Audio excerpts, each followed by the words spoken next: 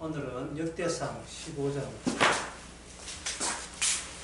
1절 다윗이 다윗성에서 자기를 위하여 궁궐을 세우고 또 하나님의 궤를 위하여 처소를 위하여 장막을 치고 그런데 레위 사람 위에는 하나님의 궤를 맬 수 없나니 이는 여호와께서 저희를 택하사 하나님의 궤를 메고 영원히 저를 섬기게 하셨음이니라 하고 이스라엘 온 무리를 예루살렘에 모으고 여호와의 궤를 그 예비한 곳으로 메어 올리고자 하여 아론 자손과 레위 사람을 모으니 5절에 그핫 자손 중에 족장 우리엘과 형제 120인이요. 그렇게 1절에서 5절까지 나와 있죠. 다윗이 본인이 해야 될 일이 무엇인가를 분명히 압니다. 그는 저 모든 백성을 한 곳에 모으는 것이에요. 모든 백성을 한 곳에 모으는데 모으기 위해서는 택한 자리가 마련되어 있어야 되고 그 택한 자리에는 2절에 보면 하나님의 궤가 모신 곳에 모든 사람을 다 모읍니다. 언약궤 있죠.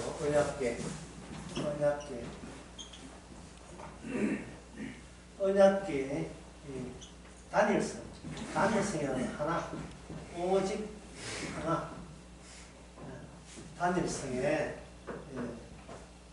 이스라엘의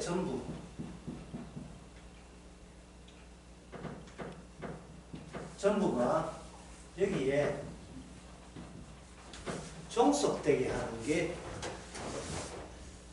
다윗의 자기의 사명이라 그렇게 되어 있습니다. 언약궤 하나에 다니엘성입니다. 언약궤 하나에 모든 사람을 다 여기다가 종속되게 하는 거예요. 이렇게 되게 되면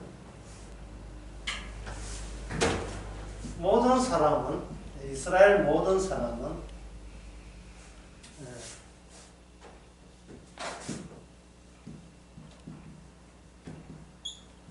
동일한 처지입니다.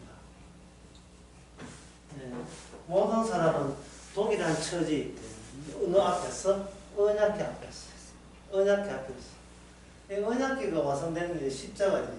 십자가에서 모든 인간은 동일한 처지에 있죠. 동일한 처지에 있다는 말은 무엇을 용납하지 않느냐. 비교, 경쟁 이것을 일체 용납 안 합니다. 언약궤가 동일한 처지에 있기 때문에 너가 나보다 낫고 너는 나보다 못하고가 성립이 되지 않습니다. 비교 경쟁이 없으면 여기서 비교 경쟁이 없다면 여기서 뭐가 없어지냐 하면 행복과 불행이 없어져요. 왜냐하면 행복과 불행은 어디서 비롯되는가 하면 승자냐 패배자냐 이걸로 승자 되면 행복이고 패배자는 불행이 되거든요. 근데 승자 패배가 되려면 모든 사람들은 경쟁을 해줘야 되잖아요. 경쟁을 해서 한쪽은 이기고 한쪽은 지고가 되는데 모든 사람은 언약궤 앞에서 동일한 처지가 있죠. 그럼 여기 동일한 처지 딱 하면 내가 누구를 부러워할 필요가 있습니까? 없습니까? 부러워할 필요가 없지요.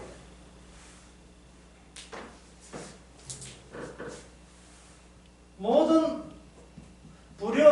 부럽다는 것은 여기는 뭐냐 하면 환상에서 나왔고요. 환상. 이 환상은 인간의 욕망에서 비롯되는 거예요. 욕망에서.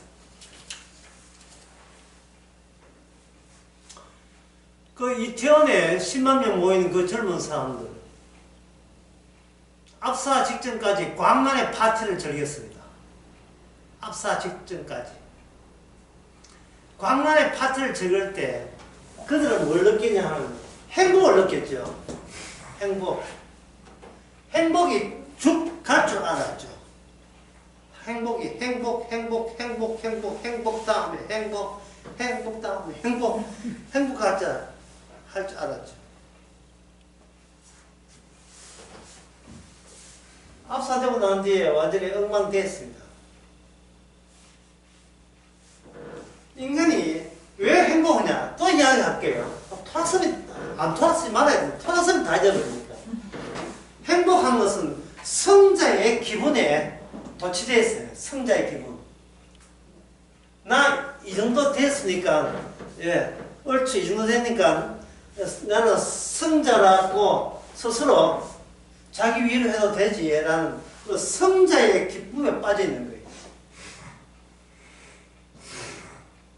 패배자는 성자의 맛을 보기 위해서도 불행한 자가 왜 불행하냐 하면 불행에서 벗어나려고 하기 때문에 불행한 거예요.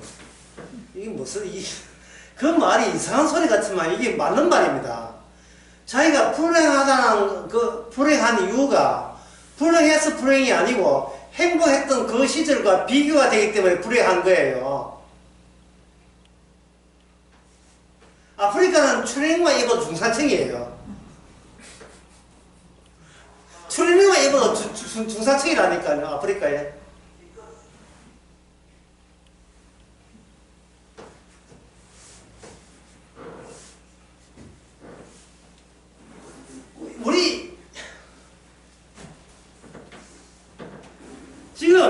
우리 성경을 시작하잖아요. 우리 인생이 어떻게 살아가는지 그것도 알려드릴게요. 사람은 어떻게 살아가는가.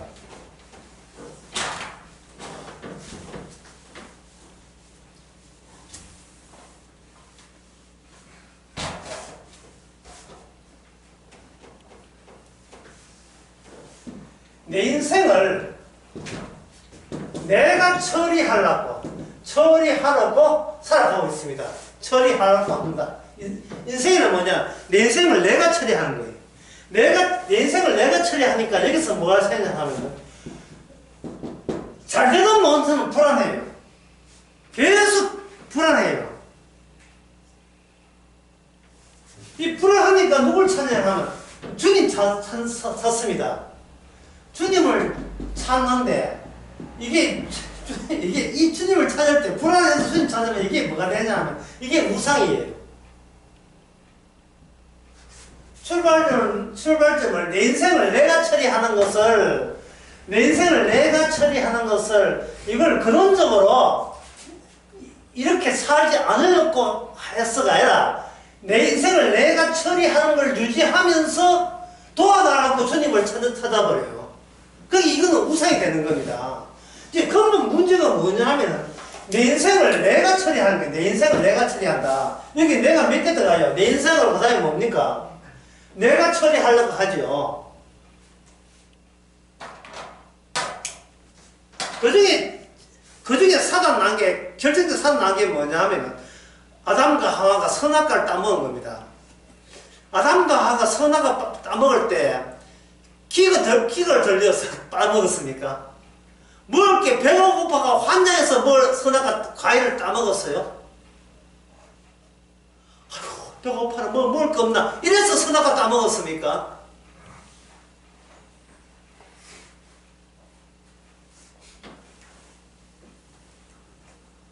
선악과 따먹을 때 유혹받아서 선악과 따먹었어요.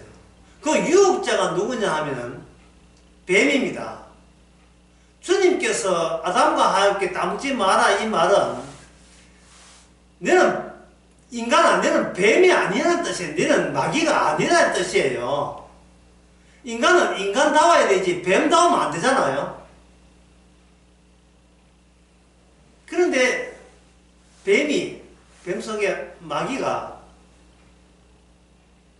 인간으로 하여금 네가 불안을 도사는 네가 지금 신이 아니잖아. 신이 될 수 있는 기회를 왜 놓쳐? 이렇게 된 거예요. 그래서 따먹은 거예요.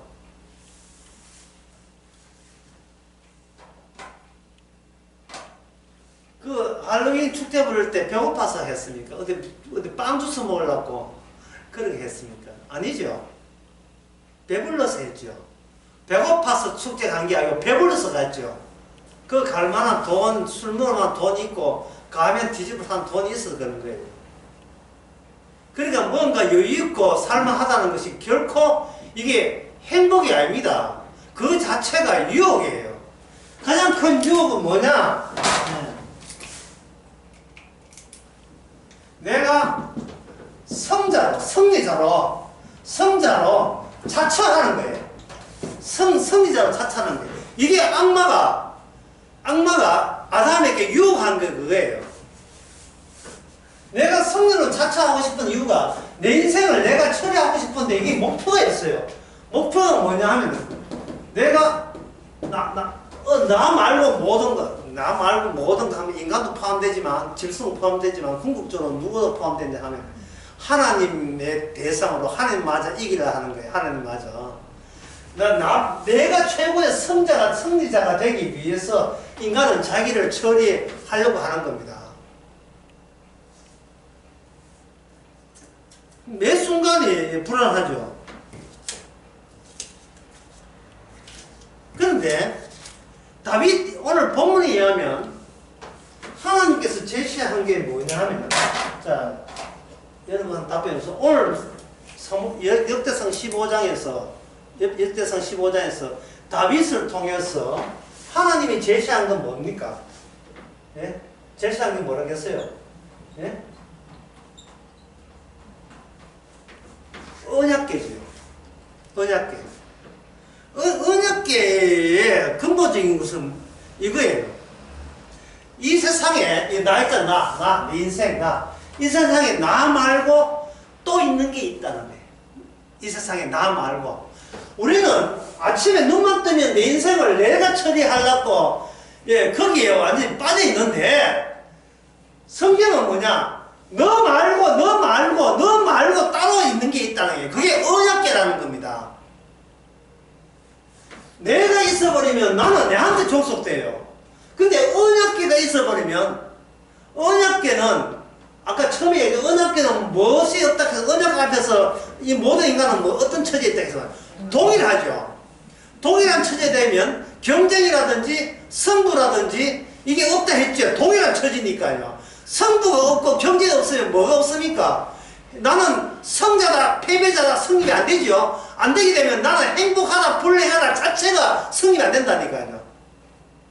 나는 저는 불행하고 나는 행복하다. 이게 안 돼요. 비교할 이유가 없다고요. 동일한 처지니까.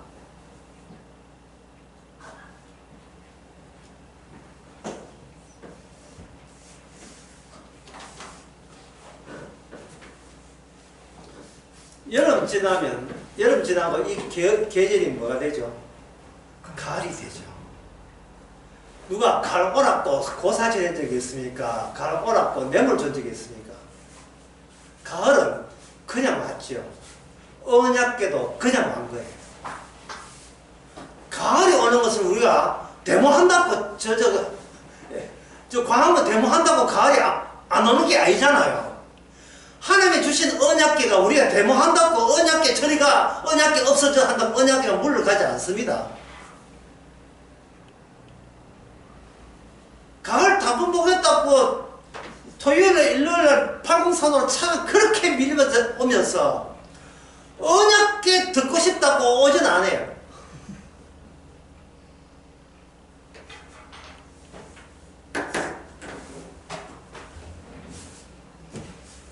이런 노래가 있어요. 여러분이 그 노래 아는 사람은 이런 노래가 있어요. 찬바람이 불면 한 노래였어요. 들어본 적 있어요. 안 들어보면 제가 한번 불러드릴까요? 찬바람이 불면, 찬바람이 불면이죠. 찬바람이 누가 불으라고 했습니까? 이거 찬바람이 사람 말 들어야 들어요. 일제 사람은 안 듣지요. 언약궤가, 하나님이 제시하는 언약궤는 우리 인간에게 위기가 되는 이유가 뭐냐? 우리의 정신은 내 인생을 내가 처리하는데 모든 정신을 거기다 쏠리고 있는데 내가 몰두하는 그 바깥으로 그냥 쳐들어온 거예요. 언약궤가. 그러면 결국은 이 뭐와 경계되겠어요? 언약계가 나타났다와 내가 괜찮은 나로 나타내겠다는 것. 언약계의 등장과 나의 등장이 이 성경 안에서 치열하게 다투게 되고 싸우게 되고 경쟁하게 되는 겁니다. 나는 나만 생각하고 싶은데 하나님께는 언약궤를 제시하면서 언약궤 앞에 다 모여 이러는 거예요. 언약궤 앞에 다 모여. 나는 내 거울 앞에 내가 서고 싶은데 주님께서는 거울 채워버리고 언약궤 앞에 서라는 거예요. 언약궤 앞에.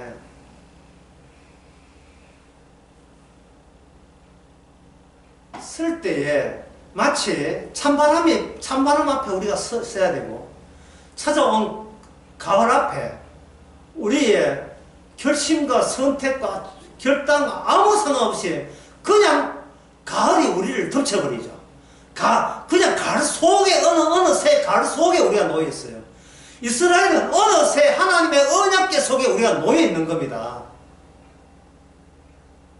그러니까 우리가 시답지 않게 염려하고 불안하고 걱정하고 근심하는 거, 이거는 뭐냐 하면은 언약궤 앞에서 과연 그게 바른 태도인가를 보라는 겁니다. 그게 과연 바른 태도인가. 언약궤가 없으면, 다시 말해서 언약궤가 없으면 내 인생을 내가 처리한다면 우리는 불안해서 교회 가서 기도하고 말씀 보고 뭐 주님 찾는다고 분산을 떨고 있죠. 예? 이 난간을 어떻게 하면 좋습니까? 내 인생을 어떻게 이렇게 수습하면 좋겠습니까? 그걸 가을에게 한번 물어보죠. 찬바람에게 한번 물어보죠. 그걸 찬바람에 물으면요, 찬바람이 뭐 합니까? 니는 자연스럽지 못해. 찬바람은 자연스럽고 가을은 자연스러워요. 그런데 우리 인간은 그 자연의 일부거든요. 자연의 일부라면 자연스럽게 거기에 휩쓰여야 마땅한데, 우리는 지가 뭐라고 독단적으로 자연 따로 자기 따로 떼어나와서 자기 떼어져 나온 자기 자신을 어떻게 이 땅에 유일한 마귀한테 더러운 성질 받아가지고 내가 최후의 승자가 되리라, 이런 자기만의 전쟁을 벌이고 있고요. 그거 놓고는 아이고 힘들다, 아이고 스트레스 받는다. 자연스럽지 못하기 때문에 스트레스 받는 거예요. 뭔가 비현실적이기 때문에 스트레스 받는 거예요. 그걸 뭐냐, 환상이라 하는 거예요. 비현실적인 것을 환상이라 하는 거예요. 나의 욕망이, 악마적 욕망이 나로 하여금 현실과 동떨어진 비현실적 꿈속에 헤매고 있는 존재를 만드는 겁니다. 자, 그러면 언약궤 안에 뭐가 들었는지 이제 궁금하죠. 언약궤 안에 뭐가 들었냐 하면 언약궤 안에 죽음이 들었어요. 언약궤 안에 죽음이 들었어요.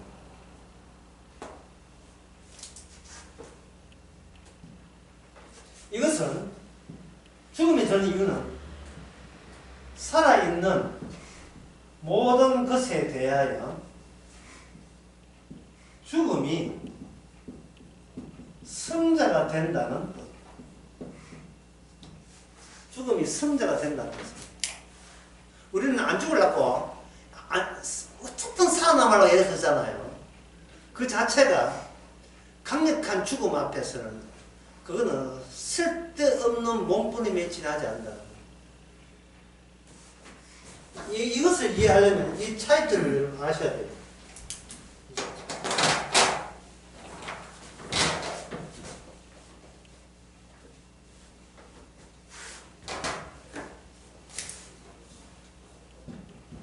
미래와 도래의 차이점. 미래라는 것은 현재 아직 여기에 있지 않은 것, 미지의 것을 미래라고 합니다. 미래는 아무도 구경 못했어요. 왜? 미래이기 때문에. 아직 현재가 아니기 때문에 아무도 구경 못한 거예요. 미래에 대해서는 우리가 아무것도 알지 못합니다. 우리가 아는 것은 현재뿐이니까.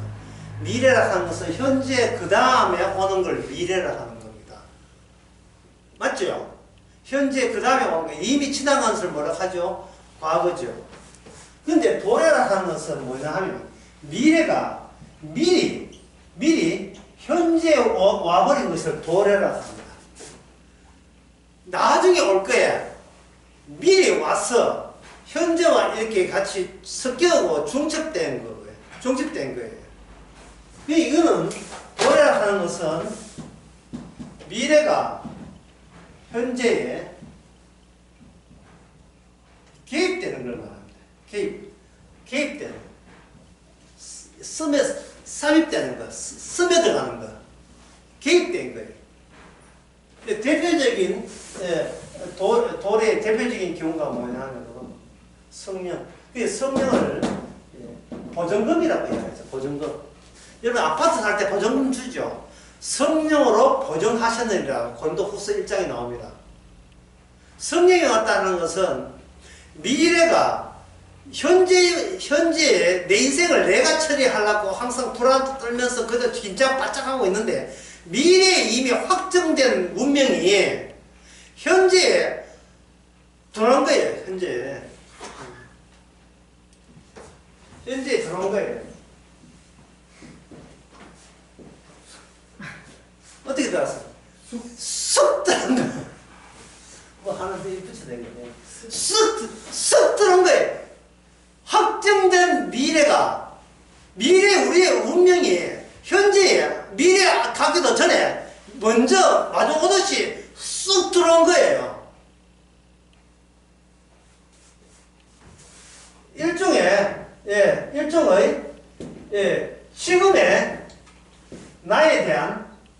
지금의 나에 대한 아까 나는 모르겠어. 나는 뭐 한다 했습니까? 하루 종일 아침 눈 맞으면 나는 뭡니까? 내 인생을 내가 처리하는 거. 일종의 나에 대한 폭력이죠.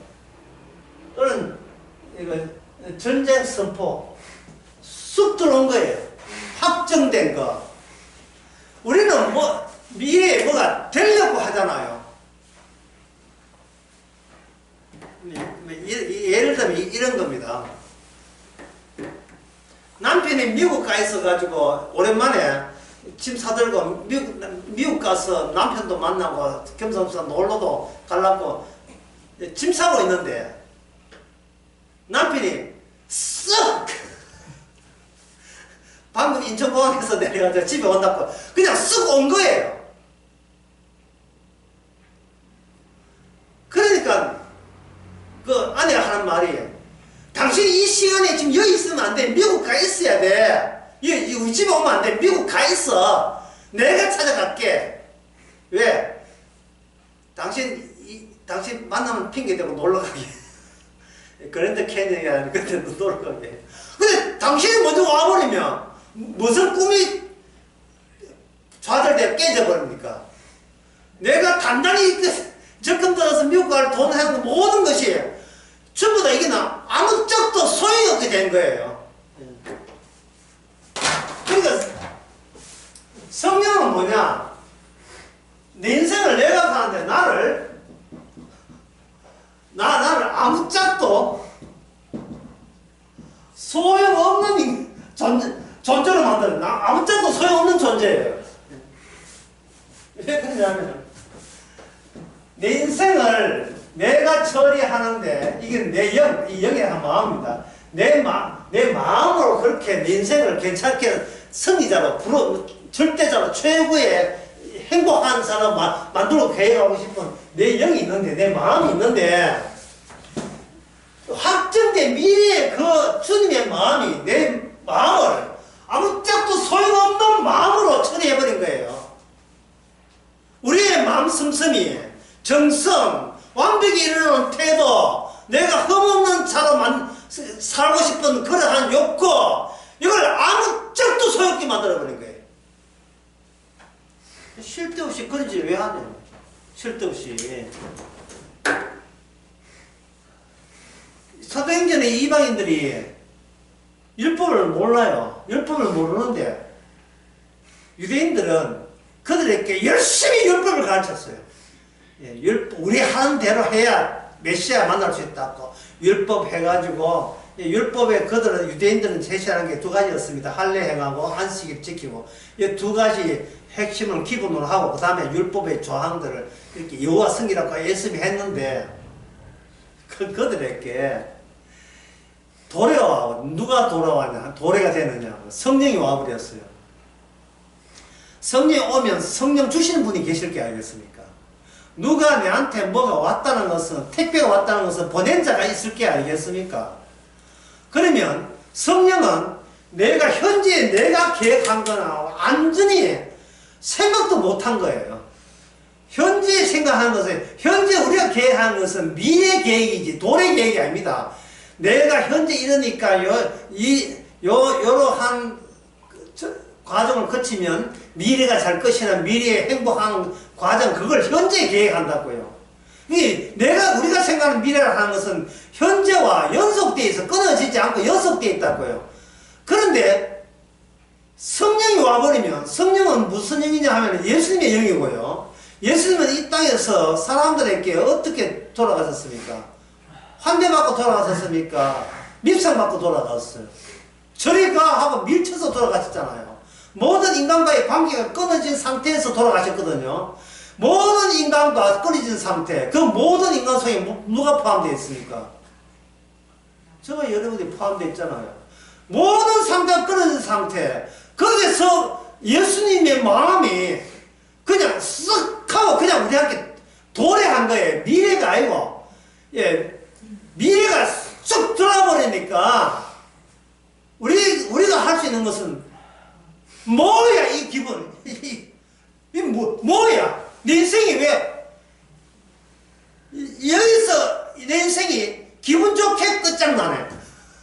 끝장나는데, 이 기분이 아주 좋게 끝장나는 거예요.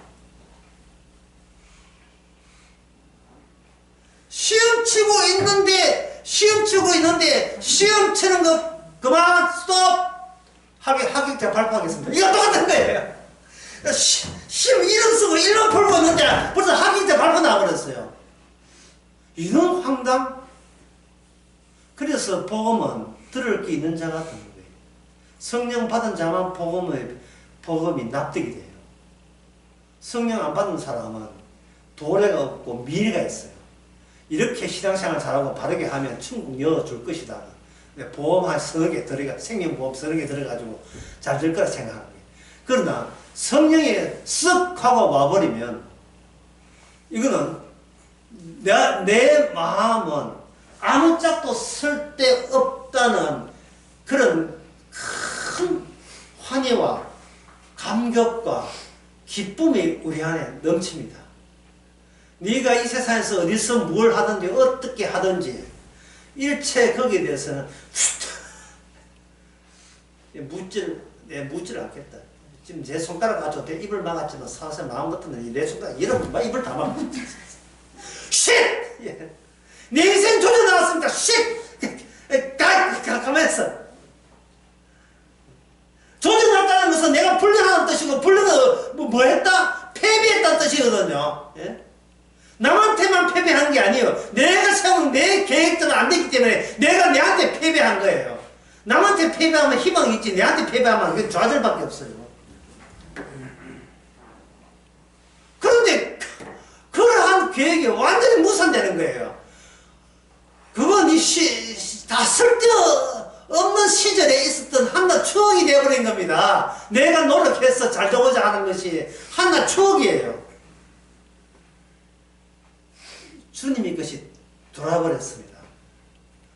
마치 찬바람이 불듯이 마치 가을이 쓱 우리 한가운데 낙엽지면서 가을이라는 그 계절이 찾아오듯이 주님의 세계 하늘나라가 우리한테 쓱 온 거예요. 세례 요한이 묵세례 주면서 언급한 게 뭐냐? 회개하라 천국이 가까이 와 있다. 옆에 와 있어. 가까이 와 있다. 어떻게 맞아 합니까? 일단 물속에 들어가자. 물속에 들어가. 물 들어가고 죽고 다시 태어나야 된다. 그게 이제 물로서 죽고 다시 태어나면 물로서 이야기한 게 세례요하지만 내 뒤에 오시는 분은 이 물이 아니라 성령을 통해서 죽고 그 천국 사람으로 다시 태어나는 성령이 일을 하실 것이다. 그리고 그 외에는 불로서 지옥으로, 완전히 지옥으로 만들어버렸다. 예. 지옥으로 만드는 거예요. 그러니까 성령 받지 않는 사람은 세례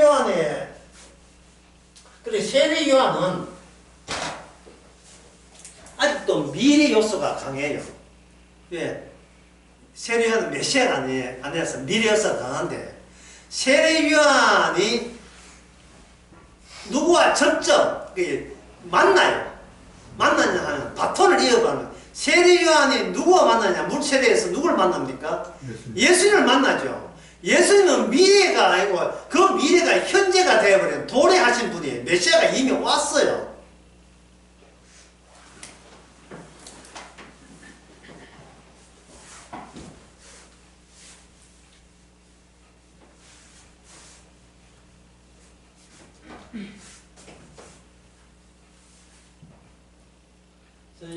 이걸 은혜 수요일 강의인가 주일날, 9일날 내가 주일 낮에 이 설교를 하는 것 같은데요.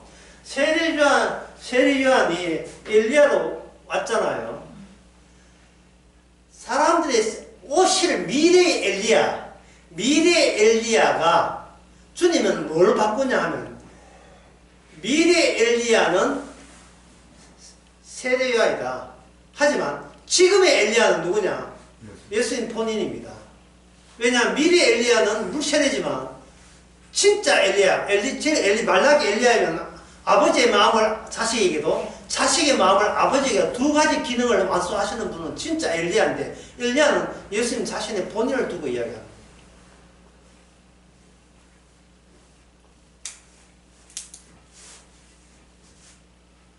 그래서 여기서 이제 중요한 것은 예수님이 지금 이 순간 예수님이 이미 와버렸어요. 그럼 와버리면, 아까 제가 성령 세례, 방금 성세례 이야기 했잖아요. 예수님은 무슨 세례, 성령 세례 더불어 또 무슨 세례를 주나? 불세례 주는 거예요, 불세례. 그러니까 성령 세례 받아가지고 도래해가지고 이미 미래가 확정된 사람, 성령 세례 확정된 사람이 있는 반면에, 성령 세례 받지 않고 이미 불세례 받은 사람이 있어요. 이미 성령 세례 받은 사람도 있고 이미 불세례 받은 사람도 있어요. 이 사람의 특징이 뭐냐? 특징을 좀 말씀드리면 이렇습니다.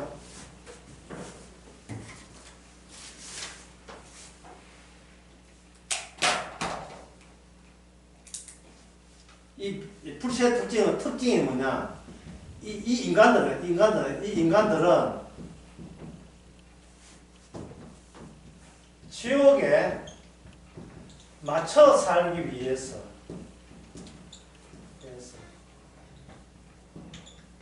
안간 힘을 쓰는 사람, 이게 특징이에요. 지옥에 맞춰 살기 위해서. 왜냐하면 불세례가 지옥이거든요. 어떻게 하든 지옥 가는 사람에서 맞춰 살기 위해서 어떤 힘입니까? 그냥 힘 씁니까? 어떤 힘이요? 안간 힘을 쓰는, 안간 힘. 혼신의 노력을 다 하는 거예요. 주일날 또 교회 오지 않고, 어떻게, 내 인생이, 패배자 아니고, 불행한 자 아니고, 내가 설정한 내 인생을 내가 처리한 데서 얼추 내 계획대로 맞춰보려고 안간 힘을 쓰는 사람이에요. 그러니까 이런 사람한테는 세례라는 것은 이거는 관심도 없어요. 다시 말해서 미래에는 관심이 있는데, 내 인생이 잘 풀리는 미래에는 관심이 있는데 도래는 전혀 안 적이 없어요. 전혀 몰라요. 도래가 이미 왔다는 사실을 몰라요. 이렇게 교회 다니고 예수 믿고 바르게 살면 천당 가겠지, 그렇게 미래만 생각하는 겁니다.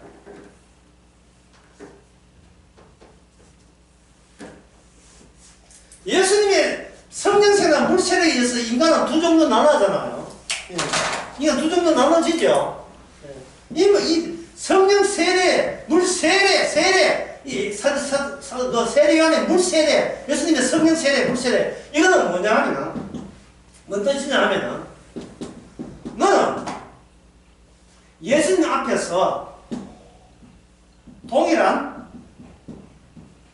처지에 놓여 있다. 이 말입니다. 동일한 처지. 인간과 인간끼리 서로 누가 실력을 겨루는 게 아니에요. 예수님이 오셨다는 것은 예수님께서 모든 것이다. 모든 것. 예. 모든 것이고 인간은 그 모든 것에 포함되는 일부에 해당돼요. 일부. 인간은 나는 일부에 해당돼요. 모든 것은 예수님이 모든 것이에요. 예수님이. 모든 것에서 성령 세례 받은 사람 나오고 그 나머지는 뭐가 왔습니까? 불세례 받고 불세례 받는 특징은 뭐냐 하면 이 지옥인데 그들은 지옥을 인정 안 하니까 이건 뭐야? 그들이 말하는 뭡니까? 세상살이죠. 세상살이에 맞춰 살려고 어떤 힘을 쓴다고요? 안 가려면 그게 안 가려면서 왜? 너희 보는 세상이 자기에게 전부기 때문에.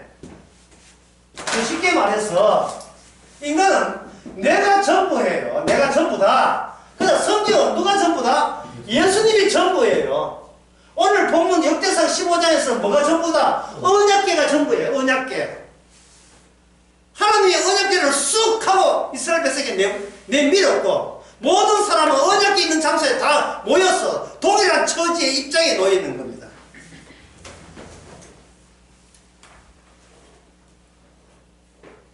그러면 성도는 동일한 처지에 있으니까 성도 입장에서 예수님의 모든 것에서 성령 받았기 때문에 성도는 모든 것의 일부가 돼요.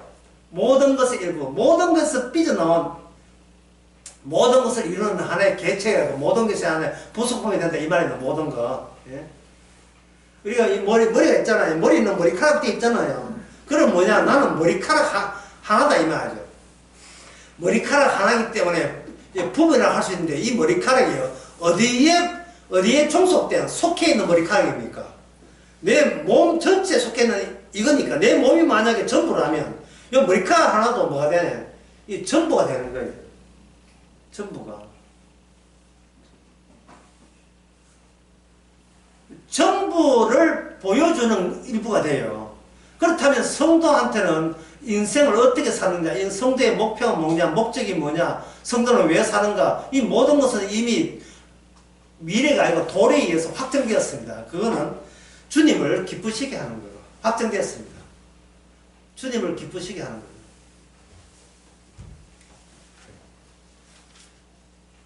이 점에 대해서 고린도 후서 5장 이거 뭐 강의할 때마다 너무 이야기가 좀 식상하면 어떠냐 하는 그런 생각 드는데 이거 1000번을 불러봐도 성도가 왜 어떻게 살아가는가 이 기준만큼 확실한 게 없어가지고 하는 겁니다. 고린도 후서 5장 15절에 보면 저가 모든 사람을 대신하여 죽으심은 산자들로 하여금 다시는 저희 자신을 위해 살지 않고 오직 저희를 대신하여 죽었다가 다시 사신 자를 위하여 살게 하라 합니다. 그래서 성도의 삶의 이유, 목적이 확정됐죠. 제가 도래라는 뭐라고 했습니까? 확정된 걸 이미 주신다 했죠. 확정된 걸. 확정된 게 주시죠. 그러면 성도는 이 방금 고린도 후서 5장 15절 참 살라고 예서야 됩니까? 말해야 됩니까? 5초 후에 답변하겠습니다. 성도는 고린도 후서 이제는 자기를 위해 살지 않고 자기를 죽었다 주신 주님을 위해 살게 하심이라 라는 이 말씀도 실천에 옮겨야 됩니까? 말해야 됩니까? 1초, 2초, 3초, 4초, 5초 이 말씀대로 살 필요가 없어요. 예, 우리는 이 말씀에는 전부의 일부이기 때문에 말씀이 우리를 그렇게 기어이 만들어내십니다. 내가 사는 것을 착살나게 만들어요. 용납하지 않습니다.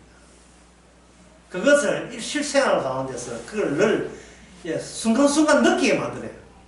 야, 내가 좀 나를 위해서 한번 좀 살아볼까? 나의 잘남과 훌륭우승함을 자랑해줄 해볼까?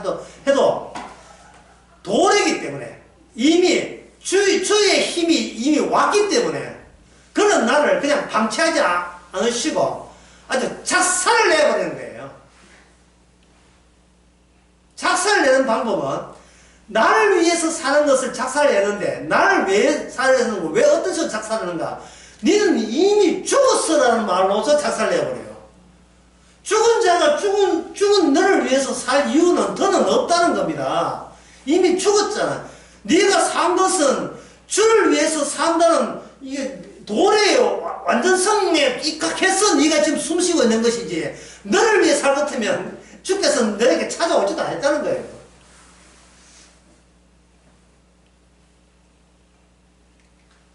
인간이 자기를 위해서 살려면요 결국은 이거는 뭐냐면 주님이 찾아오지도 않는 거예요. 성령세를 받지도 않았거든요. 그럼 성령세를 받으면 나머지는 뭐예요? 불신이죠. 불신에 살아가는 사람이 어떻게 선택했어요? 예? 이 인간들은 지옥에 맞춰 살겠어. 왜? 지옥을 가야 되니까. 지옥 사람 되려고 맞춰 인간이 지옥 가는 사람 되려고 안간 힘을 다 쓰는 사람이에요. 행복해야 되지요. 남한테 이겨야 되죠. 광란의 파티에 가야 되죠. 파티가 죽었다고 또 온 전체가 일주일 동안 예독이하고 이게 지옥이 아니고 뭡니까? 예. 제가 설치에 얘기했지만 죽은 자가 다 깨한 거예요. 죽은 자가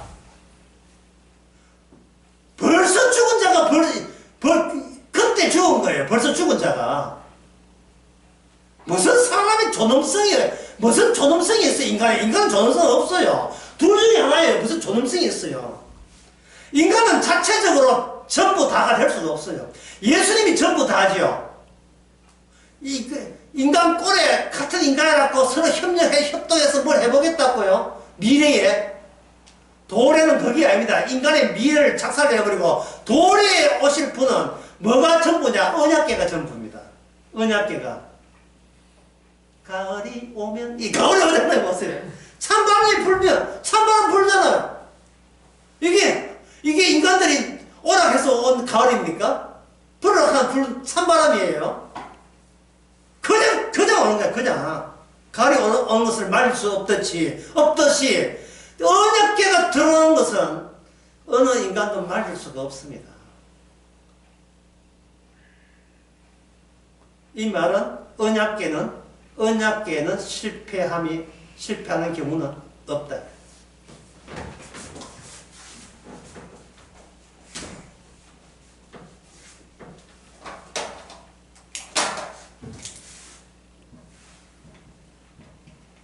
언약궤는 실패하는 경우는 없다. 네. 이 말은 무슨 뜻이냐 하면 압사해서 죽이든지 연락해서 죽이든지 결국은 다 죽이는데 실패함이 없다. 또는 다 심판하는데 실패함이 없다. 요 사실을 미리 땡겨서 알려주고 찾아오신 그것이 바로 성령 세례입니다.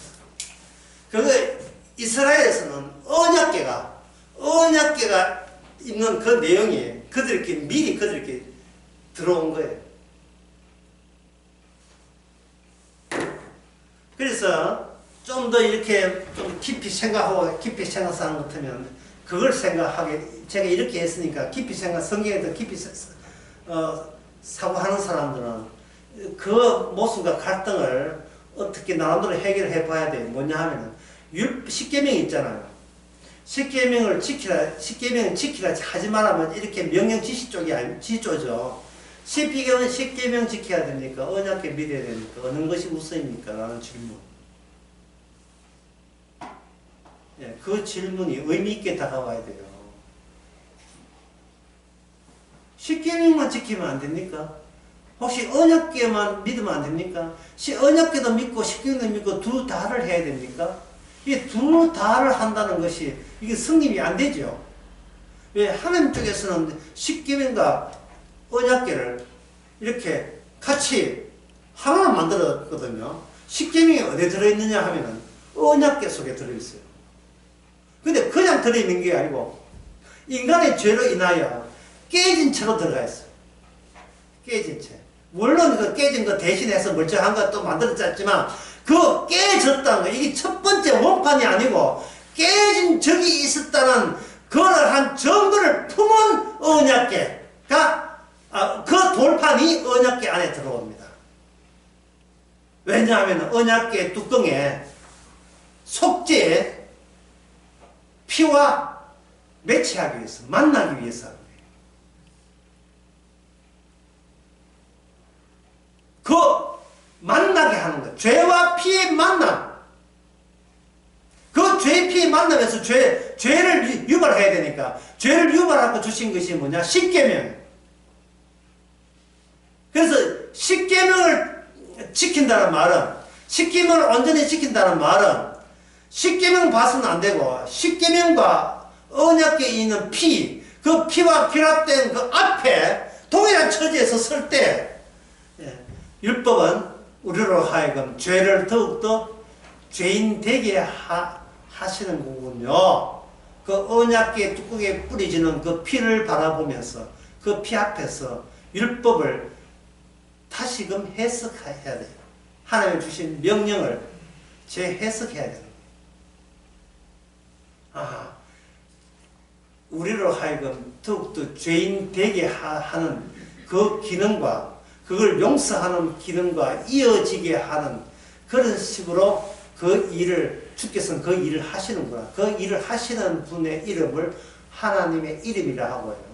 언약궤에 있는 것이 바로 하나님의 이름이 계시는 거예요. 언약궤라는 눈에 보이는 상자, 거기서 이루어지는 제사 기능, 그리고 그 기능이 그 현장에 있으면서도 사람 눈에 보이지 않는 분이 그 현장에 계시는 거예요. 그분이 하나님의 이름이라는 분이 그 현장에 같이 계시는 거예요. 그래서 이스라엘 입장에서는 뭐가 보이냐? 그냥 언약궤만 보이는 거예요.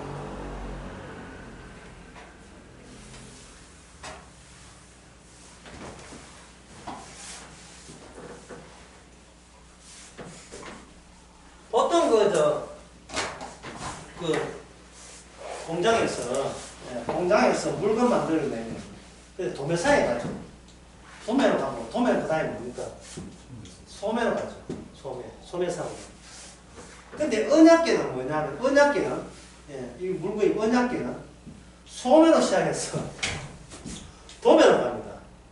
소매는 일반 이스라엘 백성들, 도매는 뭐냐면, 도매는 이것이 레인들, 그리고 어디 가냐? 공장으로 가요. 원천, 하나님 이름이 계신 곳으로 가는 겁니다. 죄를 수집해서, 죄인들에게 죄를 수집해서, 우리 하나님만이 하셨던 일, 속죄, 사죄, 피 흘리는 그 장소까지 언약궤가 자기 백성을 당기고 있는 거예요. 그게 언약궤는 뭐냐? 언약궤는 좌석입니다. 좌석입니다. 요한계시록 11장 19절을 한번 보겠습니다. 12장 19절.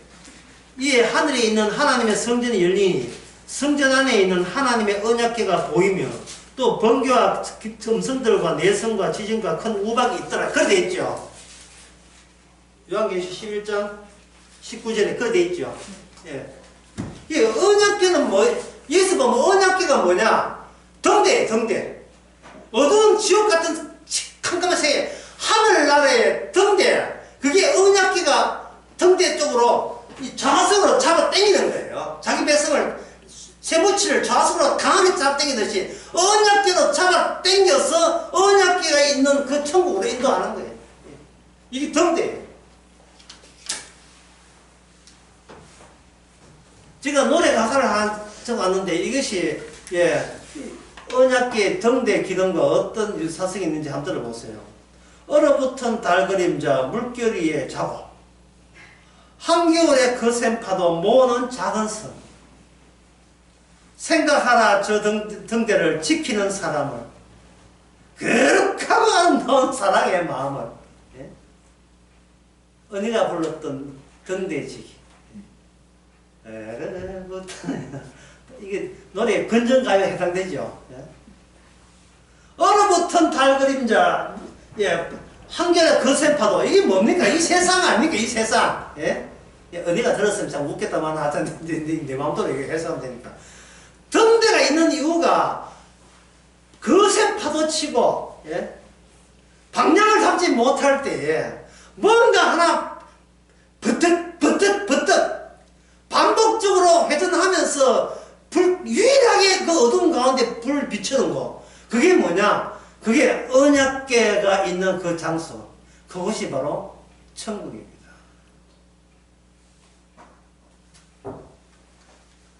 등대지. 그러니까 성도는 뭐가 되겠어요? 등대라면 성도는 뭐가 되겠습니까? 등대지. 자기를 위해 살지 않고 등대를 위해서 언약궤라는 등대를 위해서 사는 확정된 사명과 임무를 받은 것을 예, 감축드립니다. 10분 쉽시다.